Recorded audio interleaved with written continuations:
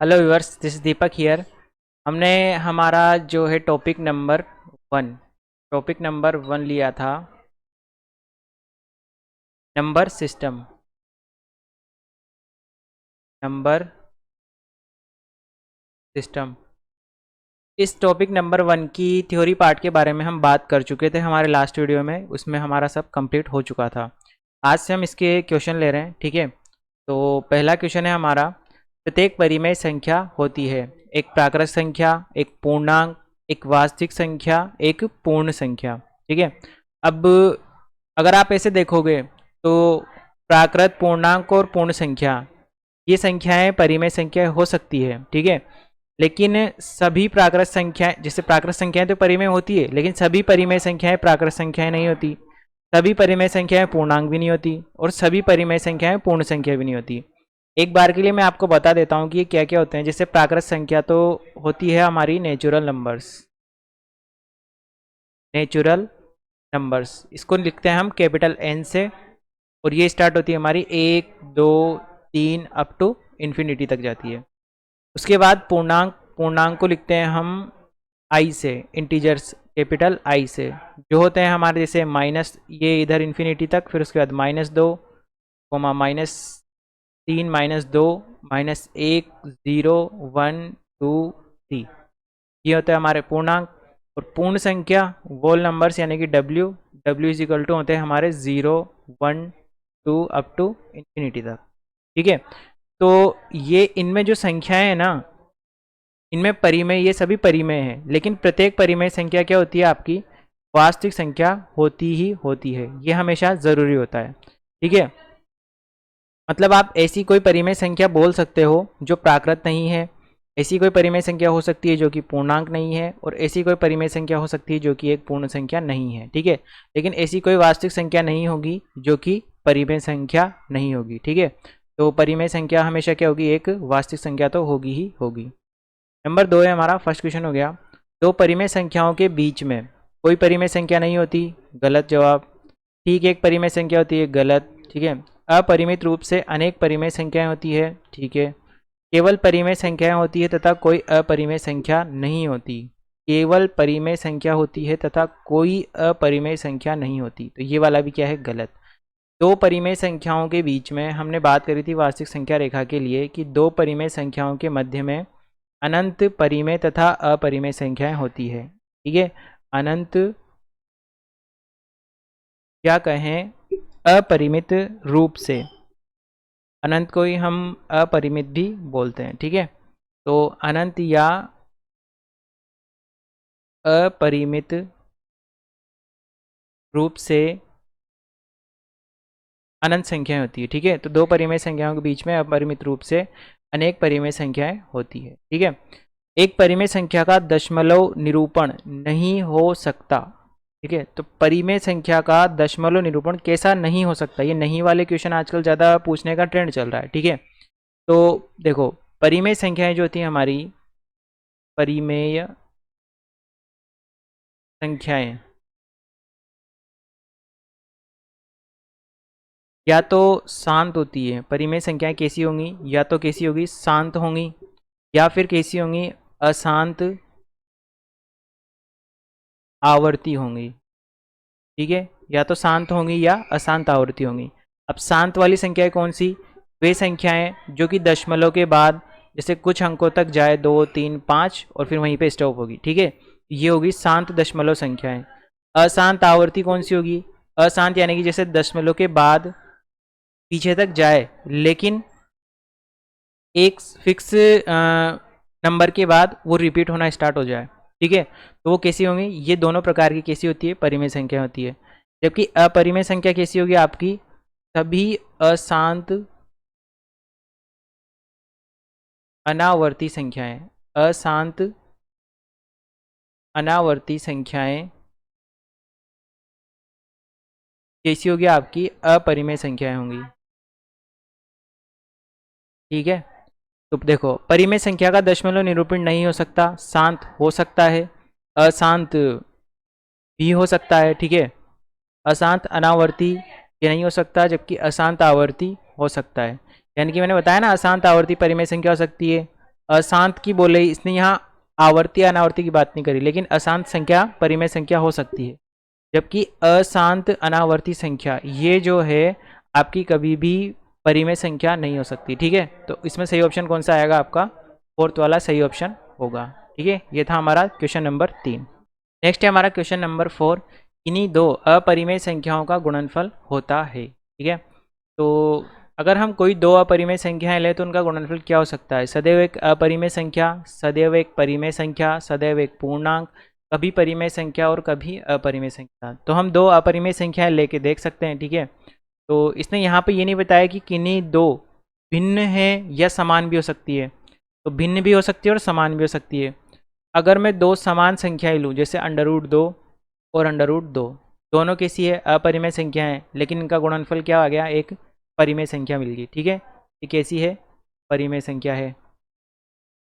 ठीक है, अगर मैं एक परिमेय लूँ जो कि है जैसे दो परिमेय है और √2 क्या है? अपरिमेय है। तो अगर मैं इन दोनों का गुणा करूँ, मुझे क्या मिलेगी? 2√2, जो कि कैसी संख्या है? आपके अपरिमेय संख्या है। ठीक है, तो परिमेय और परिमेय को गुणा किया तो कैसी, सॉरी, अपरिमेय और अपरिमेय को गुणा किया तो क्या मिल गई? परिमेय संख्या। और परिमेय और अपरिमेय को गुणा किया तो क्या मिल गई? वापस अपरिमेय। ठीक है, तो क्या आएगा इसमें? कभी तो परिमेय संख्या प्राप्त होगी और कभी अपरिमेय संख्या प्राप्त होगी। अगर यहाँ पे लिखता किन्हीं दो भिन्न अपरिमेय संख्याओं का गुणनफल होता है, तभी थोड़ा सोचने लायक क्वेश्चन हो जाता। तो लिख देता है यहाँ पर दो भिन्न अपरिमेय संख्याओं का गुणनफल क्या हो। ठीक है, तो ये आपको होमवर्क है आपके लिए, आपको सोचना है और देखना है कि इसमें क्या आएगा अगर ये दो भिन्न होता तो। संख्या √2 का दशमलव प्रसार क्या होता है? एक परिमित दशमलव, 1.41421, अशांत आवर्ती और अशांत अनावर्ती। ठीक है, तो एक चीज़ ध्यान रखना आप, √2 जो है आपकी कैसी संख्या है? अपरिमेय संख्या है। अपरिमेय संख्या है। और आपको पता है कि अपरिमेय संख्या का दशमलव प्रसार कैसा होगा? अशांत अनावर्ती होगा। ठीक है, ये इसी के लिए नहीं है, सभी अपरिमेय संख्याओं के लिए दशमलव प्रसार कैसा होगा? अशांत अनावर्ती होगा। तो इसमें कौन सा ऑप्शन है? फोर्थ ऑप्शन सही होगा। निम्नलिखित में से कौन सी एक अपरिमेय संख्या है? तो यहाँ देखना है मुझे कि कौन सी अपरिमेय संख्या है। देखो, पहला ऑप्शन क्या है मेरा? √4/9, वर्गमूल 4/9। 4 को मैं कैसे लिख सकता हूँ? वर्गमूल के अंदर 2 × 2, और 9 को लिख सकता हूँ 3 × 3। ऐसा लिखने से क्या होगा कि वर्गमूल का चिन्ह है, अब वर्गमूल का चिन्ह है यानी कि दो दो के जोड़े बनाकर संख्या बाहर आ सकती है। तो एक जोड़ा तो ऊपर 2 का बनेगा तो 2 बाहर आ जाएगा वर्गमूल से, नीचे एक जोड़ा 3 का बनेगा, 3 बाहर आ जाएगा। 2/3 कैसी संख्या हो गई? परिमेय संख्या, तो ये तो होगी नहीं। सेकंड ऑप्शन देखो, सेकंड ऑप्शन में है √12 और बटा √3। ठीक है, 12 के बाद जो गुणनखंड करेंगे तो हम किस प्रकार होंगे? 2 × 2 × 3। चेक करके देख लो, 2 दूनी 4, 4 तिया 12। अपोन में क्या है? अंडर रूट में 3 है। अब देखो, ये वर्गमूल 3 और ये वर्गमूल 3, यहाँ पे वर्गमूल है, इन तीनों के ऊपर वर्गमूल है, तो वर्गमूल 3 से वर्गमूल 3 कैंसिल आउट हो गया। ऊपर क्या बचा? वर्गमूल के अंदर 2 × 2। तो सोल्व करेंगे तो क्या आ जाएगा? वापस से 2 आ जाएगा। ये भी नहीं है। वर्गमूल 7, इसे भी छोड़ दो। वर्गमूल 81, 81 का करेंगे हम गुणनखंड तो किस प्रकार होंगे? वर्गमूल 81। इसको लिख सकता हूँ मैं 9 × 9, जो कि इसमें है वर्गमूल में, तो यहाँ से क्या बाहर आ जाएगा? 9, जो कि कैसी है? परिमेय संख्या। तो अपरिमेय कौन सी होगी? नंबर 3। अगला है क्वेश्चन नंबर 7। निम्नलिखित में से कौन सी एक अपरिमेय संख्या है? ठीक है, ये अपरिमेय संख्या से संबंधित क्वेश्चन काफ़ी पूछ रहा है और इसी प्रकार के क्वेश्चन वो पेपर्स में पूछता है। देखो, अपरिमेय संख्या, वापस वही बात, अपरिमेय संख्याएं कौन सी होती है? जो कैसी हो? अशांत अनावर्ती हो। ठीक है, अशांत अनावर्ती संख्याएं जो होंगी हमारी अपरिमेय संख्या होगी। देखो, ये ऑप्शन नंबर फर्स्ट कैसी संख्या है? ये शांत संख्या है। ठीक है, उसके बाद ऑप्शन नंबर दूसरी कैसी है, ये है शांत। देखो फर्स्ट वाली तो कैसी थी आपके शांत संख्या, शांत दशमलव संख्या। सेकंड वाली है आपकी अशांत आवर्ती संख्या। तीसरी संख्या है आपकी, ये भी है आपकी अशांत आवर्ती संख्या। और नंबर 4 है आपकी, नंबर 4 होगी अशांत अनावर्ती संख्या। ठीक है, देखो 4014 इसमें किसी एक फिक्स नंबर का रिपीटेशन नहीं हो रहा और ये आगे भी जा रहा है। ठीक है, ये चीज़ ध्यान रखना। देखो ये शांत क्यों है, क्योंकि 0.14 के बाद का कंप्लीट हो गया काम। ठीक है, इसके बाद ये आगे नहीं हो रहा इसका कुछ भी। और सेकंड ऑप्शन में अशांत आवर्ती है, वो 1 और 6 का रिपीटेशन होने लग जाएगा। इसी प्रकार यहाँ पे भी इसका रिपीटेशन होगा, लेकिन नंबर 4 में ये रिपीटेशन भी नहीं हो रहा और ये आगे तक जारी है। ये किस प्रकार की संख्या है, अशांत अनावर्ती। और अशांत अनावर्ती संख्याएं किस प्रकार की होती है, आपके अपरिमेय संख्या होती है।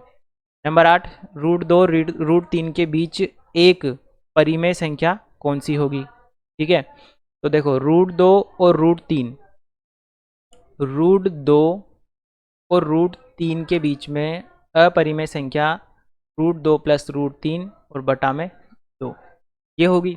ठीक है, अब इसी का मुझे थोड़ा सा कैलकुलेट करके सिंपलेस्ट मान निकालना है।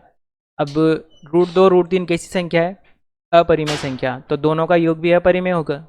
लेकिन इसको मुझे क्या करना पड़ेगा, इसका परिमेयकरण। तो क्या करूँ मैं, √2 माइनस √3 से अंश व हर में गुणा भाग कर देते हैं। ठीक है, तो ऊपर तो बन गया आपका a plus B into A minus B. A plus B, A minus B से क्या मिलेगा, नहीं इससे तो फिर हर में वापस से ही आ जाएगा वर्गमूल।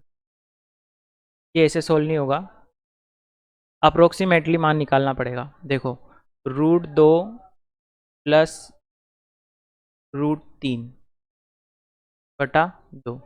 देखो √2 का अप्रोक्सीमेटली मान लेते हैं हम, तो वो होता है 1.414, तो मैं 1.4 ले रहा हूँ। √3 का अप्रोक्सीमेटली मान होता है 1.732, 1.7 ले लेते हैं और बटा में 2।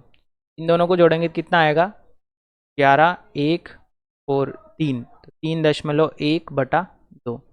अगर हम भाग लगाएंगे तो यहाँ आएगा 1, 1 बचेगा, दशमलव आ जाएगी 0, 1.5।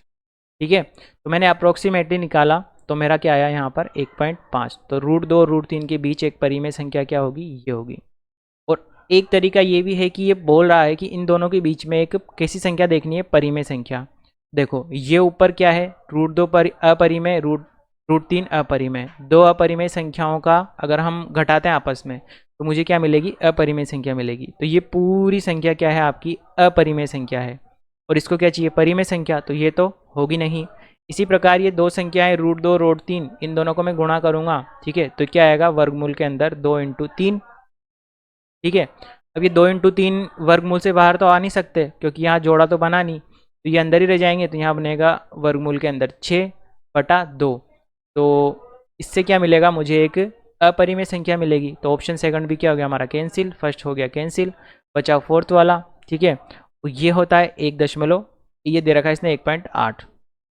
अब √2 √3 मैंने जैसा आपको बताया अप्रोक्सीमेटली कितना होता है, 1.4 और 1.7। और ये इसके बीच की संख्या पूछ रहा है, और 1.8 तो क्या है, 1.7 से क्या है, ज़्यादा है, तो ये भी नहीं हो सकता। इस प्रकार से भी आप देख सकते हो। तो ये थोड़ा सा अप्रोक्सीमेशन वाला क्वेश्चन था, लेकिन हो जाएगा। उसके बाद है नंबर 9, P बटा Q के रूप में 1.999 का मान जहाँ P और Q क्या है, पूर्णांक है, और Q0 = 0 क्या होगा। तो देखो मैंने इसका आपको दो तरीके बताए थे। तरीका नंबर 1, संख्या को जैसे ये 1.999 को x मानना, फिर दशमलव के बाद जैसे मैं अगर 1.999 ये आगे तक जा रही है संख्या, इसको मैंने क्या मानूंगा, मैं x मानूंगा, तो यहाँ आ जाएगा 1.9 के ऊपर बार। उसके बाद इसी संख्या को जैसे 9 के ऊपर एक ही संख्या के ऊपर बार है, तो दोनों पक्षों का 10 से गुणा कर देंगे, तो यहाँ आ जाएगा 10x × 10 × 1.9 बार। फिर इसको दे देते हैं समीकरण 1, इसको दे देते हैं समीकरण नंबर 2, 2 में से 1 को घटाते हैं, सोल्व करते हैं और x का मान निकाल लेते हैं। उसके अलावा मैंने आपको एक डायरेक्ट तरीका भी बताया था, क्या बताया था कि 1.9 के ऊपर बार। तो कैसे चेंज करना है, इसको ऐसे चेंज करना है कि बिना बार के लिख दो और दशमलव भी हटा दो। क्या आ गया, डायरेक्ट 19 आ गया। और जहाँ पर बार नहीं है उतने इसमें से घटाने हैं, ठीक है। तो बार कितनी संख्या पे नहीं है, 1 पर, तो यहाँ पे ये 1 घट जाएगा, बटा कितनी संख्या पे बार है उतने 9 लिख दो नीचे, तो नीचे 9 आ गया। तो 19 में से 1 गया तो कितने बचे, 18/9, और इसको सोल्व करोगे आप तो क्या आ जाएगा, 2। इसके जो पॉसिबल एग्जांपल्स हो सकते थे वो मैंने आपको थ्योरी वाले पार्ट में बताए हैं, ठीक है। वो सेकंड वाला वीडियो है हमारा, उसमें थ्योरी वाले पार्ट में आ गया। फर्स्ट या सेकंड 2 वीडियो हैं, दोनों में से किसी एक में होगा। मैं एक बार आप देख लेना, मैंने इस प्रकार के सारे जो पॉसिबल एग्जांपल्स हैं वो उसमें वहाँ पे बता दिए हैं। और ये इतना इम्पोर्टेंट है इस प्रकार का क्वेश्चन, ये लगभग हर पेपर में पूछता है। अभी अपना जो रीट वाला पेपर हुआ था, रीट 2022 वाला, 22 या 23 जो भी आप बोलो, तो जो लेटेस्ट रीट वाला पेपर हुआ था लेवल सेकंड साइंस वाला, उसमें इसका एक क्वेश्चन आया था और लगभग हर एग्ज़ाम में ये पूछा जाता है। तो आप एक बार इसको देख लेना, मैंने सारे एग्जाम्पल वहाँ पे क्लियर कर दिए थे, वो जो भी पूछ सकता है। अगला है हमारा क्वेश्चन नंबर 10। तो शायद मैंने ऊपर वाले में आंसर नहीं बताया, इसका आंसर होगा ऑप्शन नंबर सी, 2। अगला है हमारा क्वेश्चन नंबर 10। 2√3 प्लस √3 किसके बराबर होगा। तो देखो 2√3 और प्लस अंडर रूट में 3। तो अगर मैं अंडर रूट में 3 कॉमन ले लूँ, क्या बचेगा, 2 प्लस 1 बचेगा। तो 2 प्लस 1 कितना हो जाएगा, 3। तो √3 इंटू में वापस 3, इसको मैं लिख सकता हूँ 3√3। ये क्या हो गया हमारा आंसर, 3√3 ऑप्शन 3 क्या होगा, सही आंसर होगा। 11वां देखो, अंडर रूट के अंदर वर्गमूल के अंदर 10 इंटू वर्गमूल के अंदर 15 किसके बराबर होगा। तो इस प्रकार के क्वेश्चन के लिए सबसे पहले अभाज्य गुणनखंड देख सकते हो आप, वर्गमूल 10 इंटू वर्गमूल 15। 10 के वर्गमूल करेंगे, दोनों को साथ में लिख सकता हूँ मैं, ठीक है। तो ये वर्गमूल बड़ा वाला लगा दिया, तो 2 के गुणनखंड क्या होंगे, 2 इंटू 5, और 15 कितने होंगे, तो में 3 इंटू 5। जिसके जोड़े बनेंगे वो वर्गमूल से बाहर आ जाएगा। किसका बना जोड़ा, 5 और 5 का बन गया। 1 5 क्या आ जाएगा, बाहर आ जाएगा। अंदर कौन कौन बचा, 2 इंटू 3 कितना हो जाएगा, 5 वर्गमूल के अंदर 6, तो 5 वर्गमूल 6। ऑप्शन नंबर सेकंड क्या होगा हमारा, सही आंसर हो जाएगा। 12 है 1/√7 - 1 के हर का परिमेयकरण करने पर प्राप्त संख्या कौन सी होगी। इसका परिमेयकरण कर दो, कैसे करेंगे, 1/√7 - 1। परिमेयकरण कैसे करते हैं, √7 + 1/√7 + 1, अंशभर में गुणा कर दो, ऊपर बचेगा √7 + 1, नीचे क्या बन गया, a - b और a + b। तो a - b into a + b क्या होता है आपका, ये होता है a² - b² के बराबर। तो यहाँ आ जाएगा √7 का स्क्वायर -1 का स्क्वायर, पर क्या आ जाएगा, वर्गमूल 7 + 1, ये बचेगा √7 का स्क्वायर आएगा 7 और -1, 7 में से 1 गया 6, तो वर्गमूल 7 + 1 बटा क्या आएगा अपना फाइनल आंसर। कौन सा ऑप्शन सही है हमारा, फर्स्ट ऑप्शन क्या हो जाएगा, राइट आंसर हो जाएगा। अगला है क्वेश्चन नंबर 13। क्वेश्चन नंबर 13 में भी सेम वही चीज़ है, आपको क्या करना है, इसका परिमेयकरण करना है। इसका करना है 1/√9 माइनस वर्गमूल 8। एक बार के लिए मैं आपको ऊपर लिख के दिखा देता हूँ। वर्गमूल 9 को कैसे लिख सकता हूँ मैं, वर्गमूल के अंदर 3 इंटू 3, जोड़ा बन गया 3 का, तो ये 3 बाहर आ जाएगा वर्गमूल। उसी प्रकार अंडर रूट में 8 को कैसे लिख सकता हूँ मैं, इसको लिख सकता हूँ 2 इंटू 2 इंटू 2 से। तो यहाँ पे क्या होगा कि एक तो जोड़ा बन गया और एक 2 अंदर रह गया, तो कितना ये जोड़ा जो बना वो बाहर चला जाएगा 2, तो 1 2 अंदर रह गया, तो क्या आ गया, ठीक है। तो मैं इसी को कैसे लिख सकता हूँ, इसको मैं लिख सकता हूँ 1/3 माइनस √2, ठीक है। अब इसका परिमेयकरण कर दो, तो यह आ जाएगा 3 + 2√2 बटा 3 + 2√, ठीक। इसी के बाद में अगर करूँ तो अंश तो एज इट इज़ रह जाएगा 3 प्लस 2√2 बटा वापस a minus B into A plus B, क्या हो जाएगा a square minus B square. तो a स्क्वायर करेंगे तो यहाँ तो आएगा 9 माइनस बी स्क्वायर करेंगे तो देखो 2√2 का स्क्वायर करना है, इधर ऊपर लिख देता हूँ 2√2 ये किसके बराबर था, 8 के बराबर था। तो मैंने 8 को ही तो लिखा था, नहीं सॉरी ये वर्गमूल 8 था। हाँ 2√2 किसके बराबर था, आपका वर्गमूल 8 के बराबर था। और वर्गमूल 8 का जब मैं स्क्वायर करूँगा तो मुझे क्या मिलेगा, 8 मिल जाएगा। ठीक है। और अगर आप ऐसे भी देख सकते हो जैसे 2√2 इसका मैं स्क्वायर करूँ तो क्या होगा, 2 का स्क्वायर तो जाएगा 2 इंटू 2 और ये वर्गमूल का स्क्वायर करेंगे तो ये हट जाएगा वर्गमूल इसका, तो ये आ जाएगा 2 इंटू 2 इंटू 2 8 आ जाएगा। ठीक है, ऐसे भी देख लो आप, तो यहाँ क्या बचेगा 8, 9 में से 8 गया, 1 बचेगा तो कितना हो जा 3 प्लस 2√। ठीक है, कौन सा ऑप्शन सही है हमारा, 3 प्लस 2√2, फोर्थ ऑप्शन होगा सही आंसर। अगला है क्वेश्चन नंबर 14, 7/3√3 माइनस 2√2 के हर का परिमेयकरण करने पर प्राप्त हर क्या होगा। इसका भी वही परिमेयकरण करना है। देखो क्वेश्चन नंबर 14, 7/3√3 माइनस 2 अंश और हर में किसका गुणा कर देंगे, विपरीत चिन्ह वाले का। तो 3√3 माइनस सॉरी प्लस 2√2 बटा 3 प्लस 2। ठीक है, अब इसका वापस से गुणा करेंगे तो ये 7 अंश में गुणा हो जाएगा और नीचे हर वाले गुणा हो जाएंगे। जब ये 7 ऊपर वाले से गुणा होगा तो मैं इसको लिख नहीं रहा हूँ, ऐसे अलग से लिख दिया बस मैंने। ठीक है, हर का परिमेयकरण, इसने हर की बात करी है तो अंश की तो बात ही नहीं कर रहा, तो अंश को चाहो तो आप ना भी लिखो वो भी कोई दिक्कत नहीं है, पर मैं लिख देता हूँ आपके लिए। हर क्या बनेगा, वही a minus B into A plus B, तो क्या आएगा a square minus B square. तो a स्क्वायर से क्या मिलेगा मुझे, 3√3 का स्क्वायर माइनस 2√2 का स्क्वायर। ठीक है, अब इसके बाद क्या आ जाएगा, हर की बात कर रहा है ना तो मैं सिर्फ हर को ही देख रहा हूँ।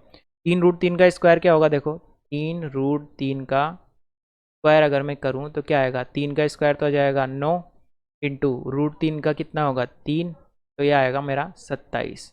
उसी प्रकार 2√2 का स्क्वायर करोगे आप तो 2 का स्क्वायर करोगे तो 2 का स्क्वायर तो हो जाएगा 4, वर्गमूल 2 का स्क्वायर आएगा 2, क्या जाएगा मेरा 8। 27 माइनस 8, 27 में से अगर आप 8 घटाओगे तो कितना बचेगा 19। कौन सा ऑप्शन से होगा हमारा, सेकंड वाला।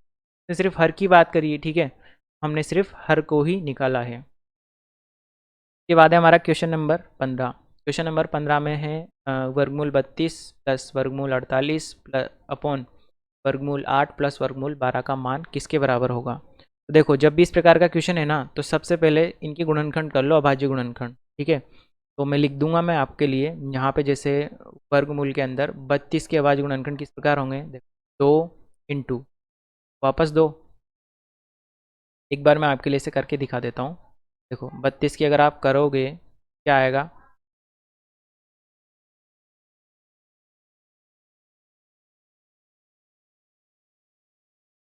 वापस एक और बार 1 2, मतलब 1 2 और ये एक सिंगल रह जाएगा।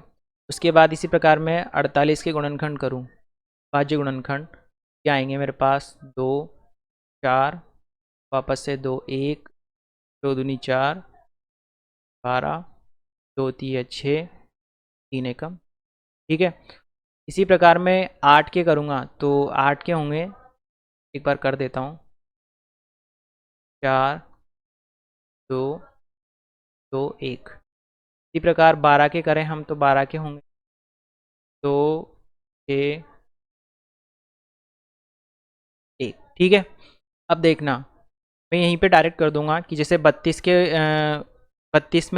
को जब मैं अभाज्य गुणनखंड के रूप में लिखूंगा तो आएगा वर्गमूल में 2 इंटू 2 इंटू 2 इंटू 2, तो ये वाले का एक पेयर बन जाएगा, ये वाले का एक पेयर बन जाएगा जो वर्गमूल से बाहर आ जाएगा। तो यहाँ से एक 2 निकलेगा और यहाँ से एक 2 निकलेगा।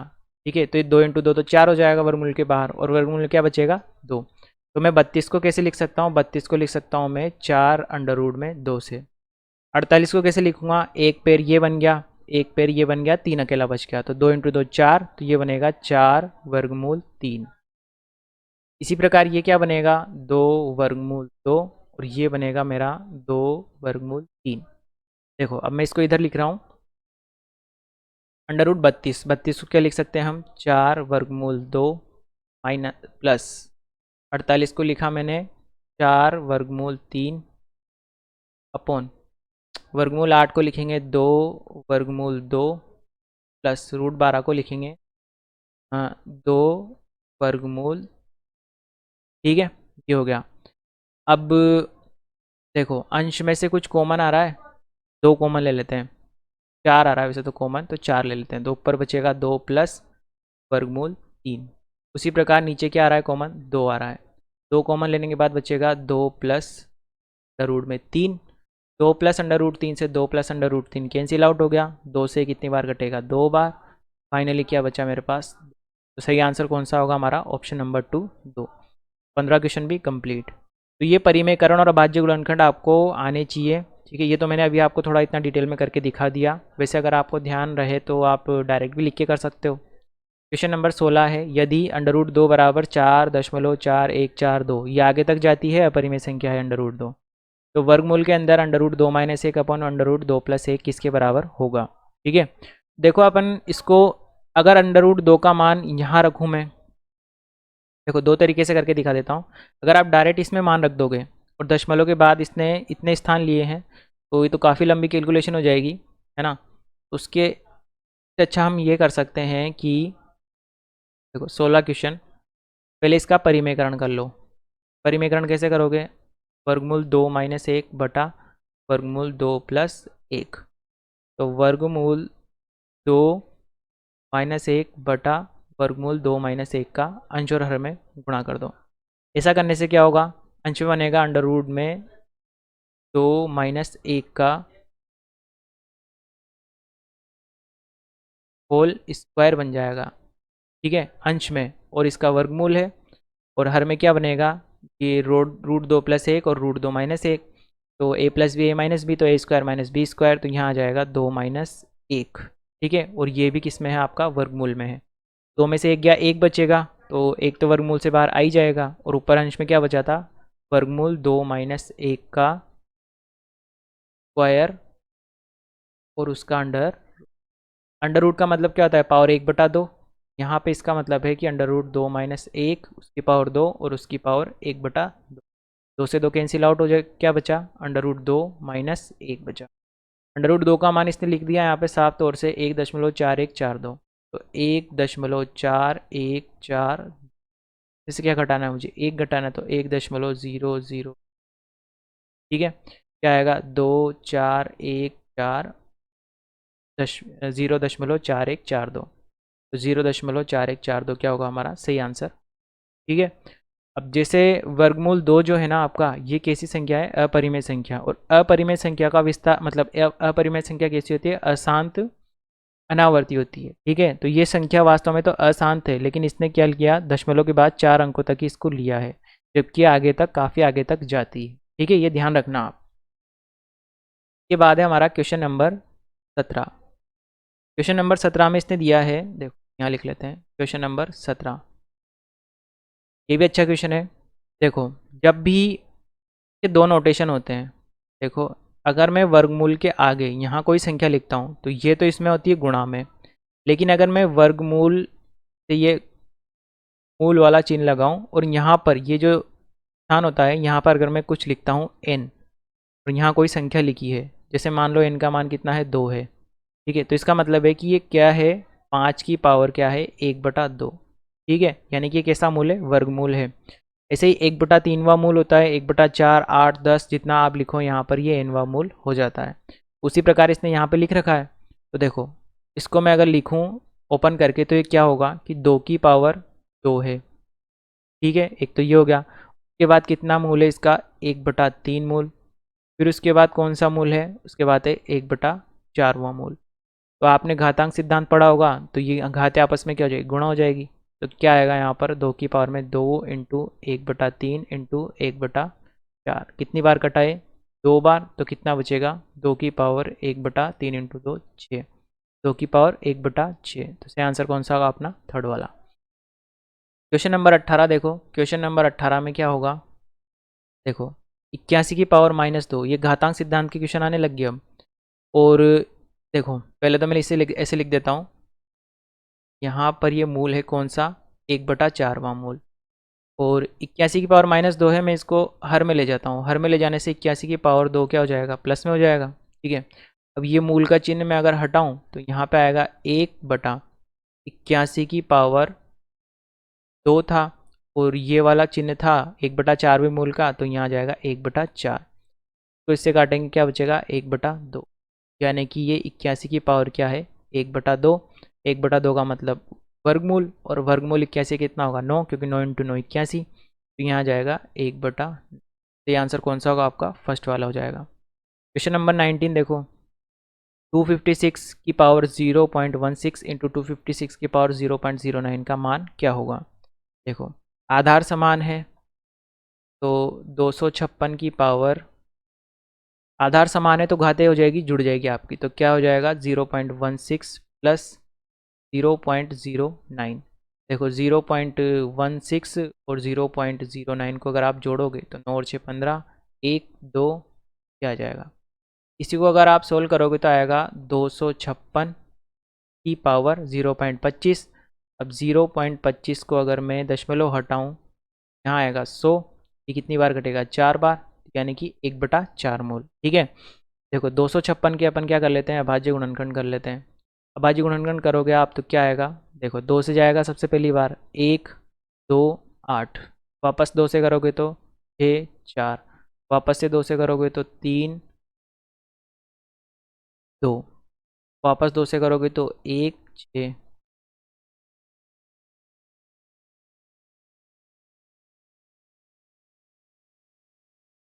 ठीक है, सही है। 16 8 4, ये नहीं आएगा। ठीक है। तो कितने जोड़े बने? देखो ये अब यहाँ पर क्या है? 1/4वां मूल, यानी कि मुझे जोड़े कितने बनाने हैं? 4 4 के। तो कितने बनेंगे देखना। एक, देखो 1 2 3 4, इनका एक जोड़ा बन गया, और 1 2 3 और 4, इनका एक जोड़ा बन गया।